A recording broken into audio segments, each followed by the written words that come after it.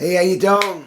Welcome to January 31st for our Daily Inspire with Mark Liebel here from No More Change RC. RC means Recovery Church. Welcome again for joining us today. Pretty excited about this one. We're doing this is a step one. The rest of the week we do one step based on the month. So January, we're closing out January now for the first step. The first step being we admitted that we were powerless over our problems, that our lives had become unmanageable. Next month we'll dive into step two, and we do this one time per week, and the rest of the week we follow up with topical Bible verses. So today we're looking at the paradox of powerlessness. And we use the Life Recovery Bible, which is a New Living Translation. That's page 1483 if you want to dive into it. But our Bible reading today is 2 Corinthians chapter 4, verse 7 through 10, and we will get to that. So I'm going to read the devotional to you. We may be afraid to admit that we are powerless, that our lives are unmanageable.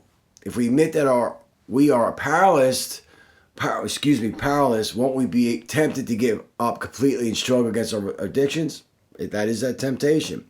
It doesn't seem to make sense that we can admit powerlessness and still find power to go on. The paradox will be dealt with as we go on to steps 2 and 3. Life is full of paradoxes. The Apostle Paul tells us that we now have the light shining in our hearts, but we ourselves are like fragile clay jars containing this great treasure. This makes it clear that our great power is from God, not from ourselves. We are pressed on every side by troubles, but we are not crushed. We are pressed on every side, but we are not crushed. We are perplexed, but not driven to despair. That's 2 Corinthians chapter 4, verse 7 through 8. The picture here contrasts a precious treasure and simple container in which this treasure is stored. You know, our bodies are that vehicle.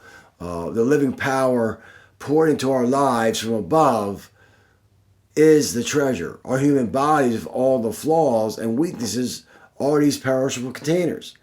As human beings, we are imperfect, if you haven't known that by now, right? Once we recognize the paradox of powerlessness, we can be quite relieved. We don't have to be bound to that any longer. We don't always have to be strong. We don't pretend to be perfect. We can live a real life with its daily struggles. Any human body that's beset with weaknesses and still find power from above to keep going without being crushed and broken. I'm going to read the verse again to you today. 2 Corinthians chapter 4, verse 7 through 8. We now have the light shining in our hearts, but we ourselves are like fragile clay jars containing this great treasure. This makes it clear that our great power is from God, not from ourselves. We are pressed on every side by troubles, but we are not crushed. We are perplexed, but we are not driven to despair. The paradox of powerlessness. So what's the meaning of paradox? And it says, I took this from Webster Dictionary, statement that is seemingly contrary or opposed to common sense, and yet perhaps it's true. We all know the story of Noah and the ark, right? Well, if not, I'll give you a real brief. Noah built the ark, and it seemingly lacked common sense, building a massive boat in the middle of the desert. He persevered for 75 plus years until the waters came. God gave him all the details he needed to deal with this massive problem. God gave him the exact dimensions, the type of wood that he would use. He laid it out for Noah to be successful. The how and the why was answered. But what about self-doubt? The laughter from neighbors and his peers and the townspeople. What about the times when he, or for, doubting himself? Hey, what am I doing? This is crazy, right? The laughter from the neighbors and on it goes. And what about the times when he might have been short help, or there's this sickness and there's this weather, there's the heat, there's after all these years. I mean, we're talking spanning decades after decades here, building this boat. Then when this project could be completed? When's the end? What if the rain doesn't come? All right. What if the rain comes before the boat is done? If the ark is completed? What if the flood is delayed? Or yet, worse yet, what if it don't come at all? Many times the wait and the patience and the trust in God is a challenge as we wait on our breakthrough. We begin to wonder if seemingly going against logic was a good idea or a good choice to begin with, right? We trust God is faithless works. We go into the unknown, and that's the paradox that we experience. But as we read in 2 Corinthians, it says here, we now have a light shining in our hearts. We now have this light shining in our hearts, the light of God's love, His grace, and His power. That makes it clear that our great power is from God Himself. It's not from us. We can and will be pressed at times when we feel we will not make it under the load.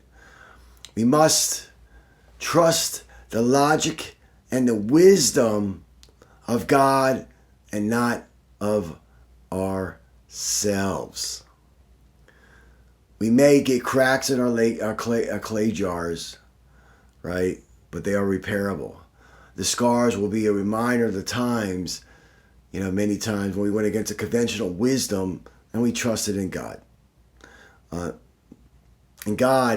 while God, with our obedience, is making repairs in our lives, the light of Jesus will illuminate through the cracks, serving to remind us and the world of His amazing love and great power.